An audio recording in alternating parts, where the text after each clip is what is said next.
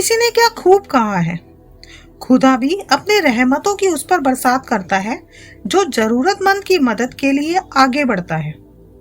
Hello friends, आप देख रहे हैं आपका चैनल पीसफुल सोल, जिसका मोटिव है आज आपको कुछ अच्छा सुनाया जाए। आज की कहानी हमें यही बताती है कि हम जब दूसरों की मदद के लिए एक कदम बढ़ाते हैं तो खुदा भी हमारी मदद के लिए दौड़ कर आता है।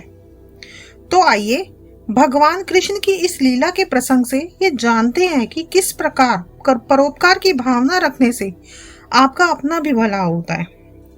कहानी शुरू करने से पहले मैं आपसे रिक्वेस्ट करूंगी, अगर आपने ये चैनल अभी तक सब्सक्राइब नहीं किया है तो पहले सब्सक्राइब कर लीजिए, क्योंकि इस चैनल पर आपको मिलती है नई नई कहानियां। चलिए कहानी शुरू करते हैं। एक बार श्री कृष्ण अर्जुन के साथ भ्रमण पर निकले तो उन्होंने मार्ग में एक निर्धन ब्राह्मण को भिक्षा मांगते देखा। अर्जुन को उस पर दया आ गई और उन्होंने उस ब्राह्मण को स्वर्ण मुद्राओं से भरी एक पोटली दे दी, जिसे पाकर ब्राह्मण बहुत खुश हुए और सुखद भविष्य का स्वप्न देखते हुए घर लौट चले। किंतु उनका दुर्भाग्य उनके साथ चल रहा था। राह में एक लुटेरे ने उनकी वो पोटली छीन ली। ब्राह्मण दुखी होकर फिर से भिक्षावृत्ति में लग गए। अगले दिन फिर अर्जुन की दृष्टि उस ब्राह्मण पर पड़ी तो उन्होंने उनसे इसका कारण पूछा। ब्राह्मण ने सारा वृतांत अर्जुन को बता दिया। ब्राह्मण की व्यथा सुनकर अर्जुन को फिर उस पर दया आ गई। अर्जुन ने विचार किया और इस बार उन्होंने ब्राह्मण को एक मूल्यवान मणिक दिया। ब्राह्मण उसे लेकर घर पहुंचा। उसके घर पर एक पुराना घड़ा था, वह बहुत समय से प्रयोग में नहीं हो रहा था। ब्राह्मण ने चोरी होने के भय से मणिक उस घड़े में छुपा दिया। दिन भर का थका मांदा होने के कारण उसे नींद आ गई। इसी बीच ब्राह्मण की स्त्री नदी में जल लेने के लिए गई, किंतु मार्ग में ही उसका घड़ा फूट गया।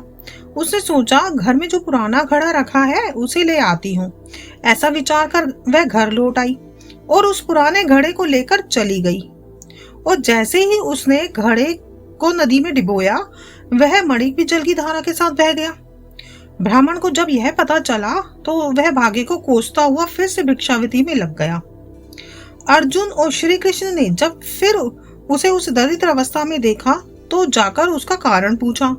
सारा वृतांत सुनकर अर्जुन को बड़ी हताशा हुई और मन ही मन सोचने लगे, इस अभागे ब्राह्मण के जीवन में कभी सुख आ ही नहीं सकता। अब प्रभु की लीला शुरू होती है। उन्होंने उस ब्राह्मण को 2 पैसे दान में दिए। तब अर्जुन ने उनसे पूछा, प्रभु मेरी दी मुद्राएं और मणिक भी इस अभागे की दरिद्रता नहीं मिटा सके तो आपके 2 पैसों से इसका क्या होगा? यह सुनकर प्रभु बस मुस्कुरा दिए और अर्जुन से उस ब्राह्मण के पीछे जाने को कहा। रास्ते में ब्राह्मण सोचता हुआ जा रहा था कि 2 पैसे से तो एक व्यक्ति के लिए भी भोजन नहीं आएगा। प्रभु ने उसे इतना तुच्छ दान क्यों दिया? प्रभु की यह कैसी लीला है? ऐसा विचार करता हुआ वह चला जा रहा था कि उसकी दृष्टि एक मछुआरे पर पड़ी। उसने देखा कि मछुआरे के जाल में एक मछली फंसी है और वह छूटने के लिए तड़प रही है। ब्राह्मण को उस मछली पर दया आ गई। उसने सोचा, इन 2 पैसों से पेट की आग तो बुझेगी नहीं, क्यों ना इस मछली के प्राणी बचा लिए जाए। यह सोचकर उसने 2 पैसे में उस मछली का सौदा कर लिया और मछली को अपने कमंडल में डाल लिया। कमंडल में जल भरा और मछली को नदी में छोड़ने के लिए चल पड़ा। तभी मछली के मुख से कुछ निकला। उस निर्धन ब्राह्मण ने देखा, यह वही मणिक था जो उसने घड़े में छिपाया था। ब्राह्मण प्रसन्नता के मारे चिल्लाने लगा, मिल गया, मिल गया। तभी भाग्यवश वह लुटेरा भी वहां से गुजर रहा था जिसने ब्राह्मण की मुद्राएं लूटी थी। उसने ब्राह्मण को चिल्लाते हुए सुना, मिल गया, मिल गया। लुटेरा भयभीत हो गया। उसने सोचा कि ब्राह्मण ने उसे पहचान लिया है और इसलिए चिल्ला रहा है।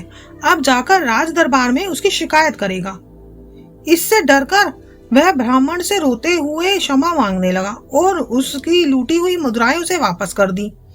यह देख अर्जुन प्रभु के आगे नतमस्तक हुए बिना नहीं रह सके। अर्जुन बोले, प्रभु ये कैसी लीला है? जो कार्य थैली भर स्वर्ण मुद्राएं और मूल्यवान मणिक नहीं कर सका, वह आपके 2 पैसों ने कर दिया। श्री कृष्ण ने कहा, अर्जुन यह अपनी सोच का अंतर है।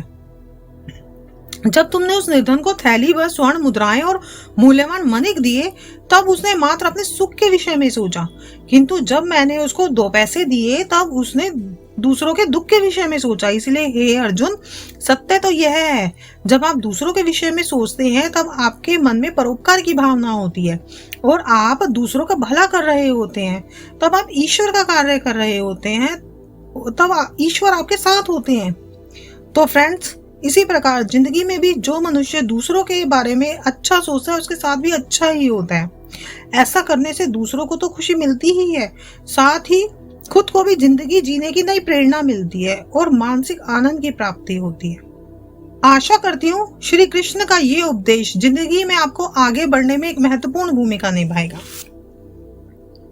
कैसी लगी आपको ये स्टोरी फ्रेंड्स? कमेंट करके मुझे जरूर बताइएगा। और अंत में बस यही कहूंगी, हर मर्ज का इलाज नहीं दवा खाने में, कुछ दर्द चले जाते हैं सिर्फ मुस्कुराने में। तो मुस्कुराइए और दूसरों के भी मुस्कुराने की वजह बनिए। तो मिलती हूँ किसी और कहानी के साथ।